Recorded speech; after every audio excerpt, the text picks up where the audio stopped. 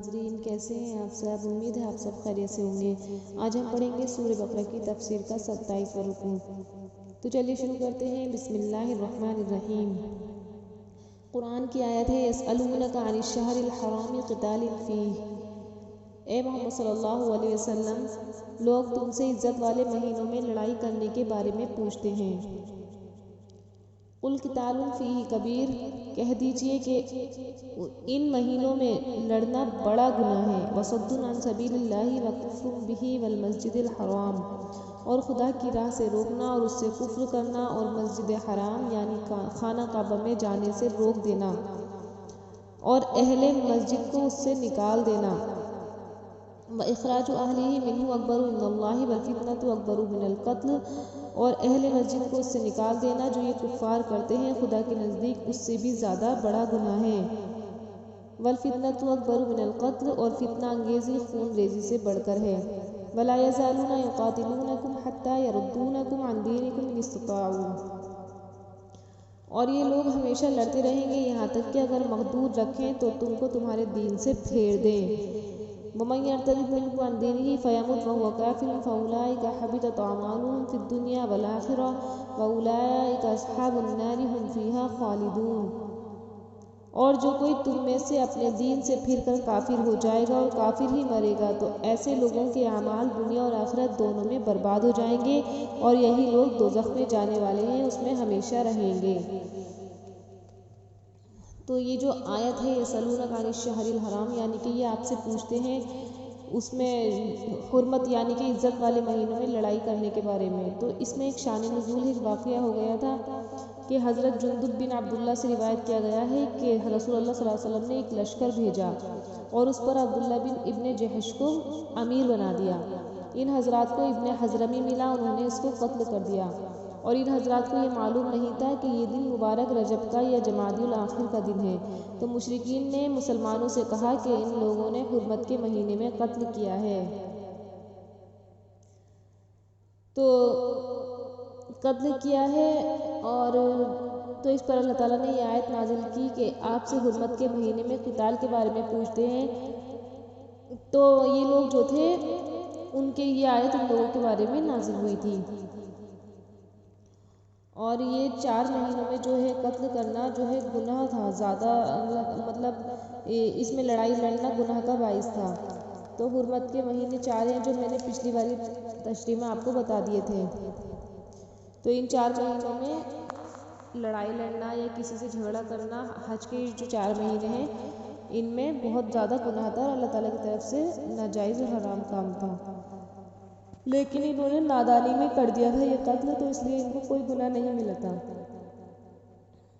اور آگے والی جو آیت ہے کہ جو لوگ اپنے دین سے مکر جاتے ہیں یعنی کہ جو لوگ اپنے دین سے پھر جاتے ہیں، تو اس والی آیت کی تشریح یہی ہے کہ مطلب اس میں جو لوگ کفر کر لیتے ہیں ایمان لانے کے بعد تو وہ بہت زیادہ بد نصیب اور مطلب اللہ تعالیٰ کی طرف سے مرتد لوگ ہیں جن پر اللہ تعالیٰ کا عذاب نازل ہو جاتا ہے،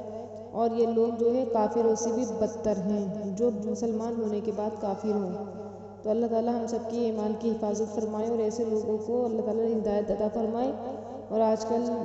مسلمانوں میں یہ بیماری بہت عام ہو رہی ہے، یہ والا گناہ کہ مسلمان لڑکیاں لڑکے بہت جلدی سے ایمان کو چھوڑ کر اور کافر ہو جا رہے ہیں،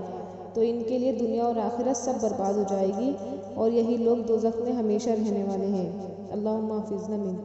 آگے والے آیت ہے ان الذین آمنوا والذین ہاجروا وجاہدوا فی سبیل اللہ اولئک یرجون رحمت اللہ واللہ غفور رحیم۔ جو لوگ ایمان لائے اور خدا کے لیے وطن چھوڑ گئے اور کفار سے جنگ کرتے رہے وہی خدا کی رحمت کے امیدوار ہے، اور خدا بخشنے والا اور رحمت کرنے والا ہے، رحم کرنے والا ہے۔ یسألونک عن الخمر والمیسر، یہ لوگ آپ سے پوچھتے ہیں شراب اور جوئے کے بارے میں۔ قل فیہما اسم کبیر ومنافع للناس واسمہما اکبر من نفعہما، تو آپ کہہ دیجئے کہ ان میں نقصان بڑے ہیں اور لوگوں کے لیے کچھ فائدے بھی ہیں، مگر ان کے نقصان ان کے فائدوں سے کئی زیادہ بڑھ کر ہیں۔ تو یہ جو ہے جوئے اور شراب کے بارے میں پوچھتے ہیں کہ یہ جائز یا ناجائز، تو یہ اللہ کی طرف سے حرام کر دیے گئے تھے دونوں گناہ، جوا بھی اور شراب بھی، اور اس میں فائدہ یہ ہے کہ لوگ جو ہے شراب پی کر بہت سے لوگوں کو جو ہے شراب میں بہت سے نفع ہوا کرتا تھا پہلے کی شراب میں، اب نہیں، اور جوئے میں لوگوں کا فائدہ ہو جایا کرتا تھا۔ تو یہ جو نفع ہے اس کا، تو اس کے گناہ اس کے نفع سے زیادہ بڑا ہوا ہے، اور اس کا نقصان جو ہے اس کے فائدوں سے کہیں زیادہ ہے۔ تو اللہ تعالیٰ فرما رہا ہے کہ دونوں چیزیں مسلمانوں کے لیے حرام کر دی گئی ہیں۔ وَيَسْأَلُونَكَ مَاذَا يُنْفِقُونَ، اور یہ تم سے پوچھتے ہیں خدا کی راہ میں کون سا مال خرچ کریں۔ قُلِ الْعَفْوَ، کہہ دو کہ وہ خرچ کریں جو ضرورت سے زیادہ ہو۔ كَذَلِكَ يُبَيِّنُ اللَّهُ لَكُمُ الْآيَاتِ لَعَلَّكُمْ تَتَفَكَّرُونَ، اسی طرح اللہ تعالیٰ تمہارے لیے احکام کھول کھول کر بیان فرماتا ہے تاکہ تم سوچو۔ فی الدنیا والآخرہ، دنیا اور آخرت میں غور کرو۔ وَيَسْأَلُونَكَ عَنِ الْيَتَامَىٰ، اور یہ تم سے یتیموں کے بارے میں سوال کرتے ہیں۔ قُلْ إِصْلَاحٌ لَهُمْ خَيْرٌ، تو آپ کہہ دیجیے کہ ان کی حالت کی اصلاح بہت اچھا کام ہے۔ وَإِن تُخَالِطُوهُمْ فَإِخْوَانُكُمْ، اور اگر تم ان سے مل جل کر رہو تو وہ تمہارے لیے بھائی ہیں، یعنی کہ جو یتیم ہیں۔ وَاللَّهُ يَعْلَمُ الْمُفْسِدَ مِنَ الْمُصْلِحِ، اور خدا خوب جانتا ہے خرابی کرنے والا کون ہے اور اصلاح کرنے والا کون ہے۔ اور وَلَوْ شَاءَ اللَّهُ لَعَنَتَكُمْ إِنَّ اللَّهَ عَزِيزٌ حَكِيمٌ، اور خدا چاہتا تو تم کو تکلیف میں ڈال دیتا ہے، بے شک خدا غالب اور حکمت والا ہے۔ تو آیتیں ہیں ان سب کے جو ہے شان نزول ہیں کہ یہ آپ سے سب سے پہلے ہے کہ آپ سے شراب کے بارے میں پوچھتے ہیں، تو اس کا شان نزول یہ ہے کہ حضرت عمر ابن فاروق جو تھے انہوں نے فرمایا اے اللہ شراب کے بارے میں کوئی صاف حکم نازل فرما دیجیے۔ تو اللہ تعالیٰ نے رسول اللہ صلی اللہ علیہ وسلم کو خطاب کرتے ہوئے ارشاد فرمایا کہ آپ سے شراب اور جوئے کے بارے میں پوچھتے ہیں، آپ فرما دیجیے کہ ان میں حرمت کے بعد بہت بڑا گناہ ہے، اور حرمت سے پہلے کے لیے تجارت وغیرہ کے معمولی فوائد ہیں، مگر تحریم سے پہلے جو اس میں نفع ہے اس سے بہت زیادہ ہے، یعنی کہ اللہ تبارک و تعالیٰ نے بالکل قطعی حرام فرما دیا ہے۔ اور آگے والی آیت ہے یسألونک ماذا ينفقون، کہ یہ پوچھتے ہیں کہ آپ کون سا مال ہم خرچ کریں۔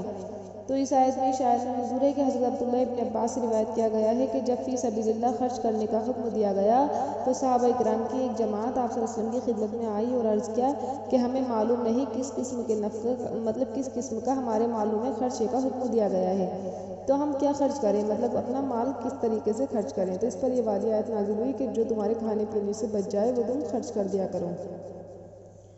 یعنی کہ اچھی طریقے سے کھانا پینا، بچوں کی پرورش کے بعد جو تمہارا تھوڑا بہت مال بچ جاتا ہے اس میں سے صدقہ بھی کر دیا کرو۔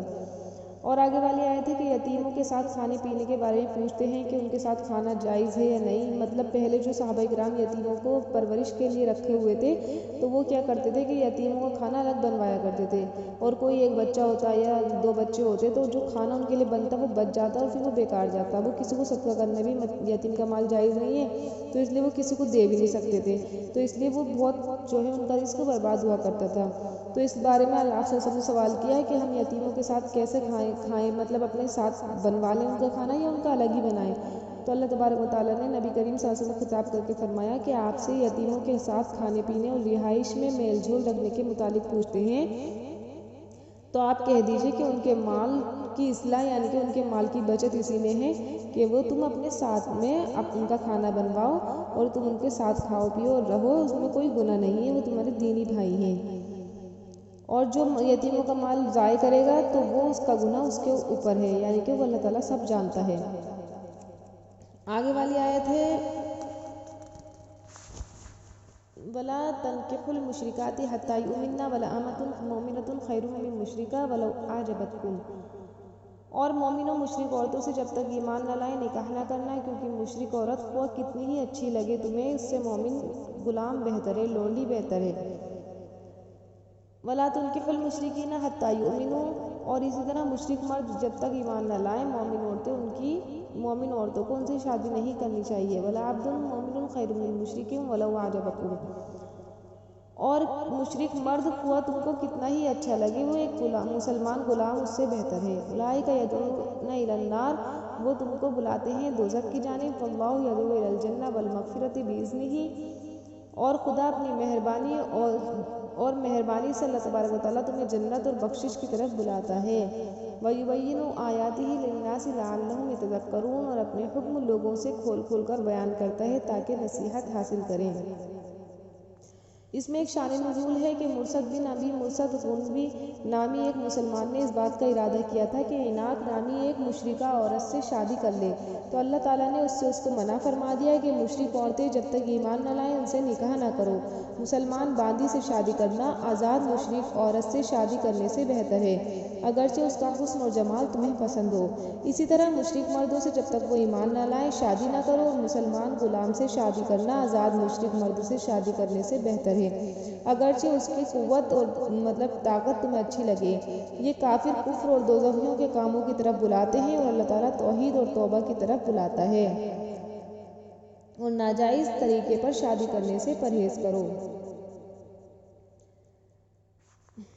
شادی حرام ہے کہ کوئی مسلمان کسی مشرک سے شادی کرے یا کوئی مشرک کسی مسلمان سے شادی کرے، اور بہت سے مسلمان اس بات کو حلال سمجھتے ہیں، اور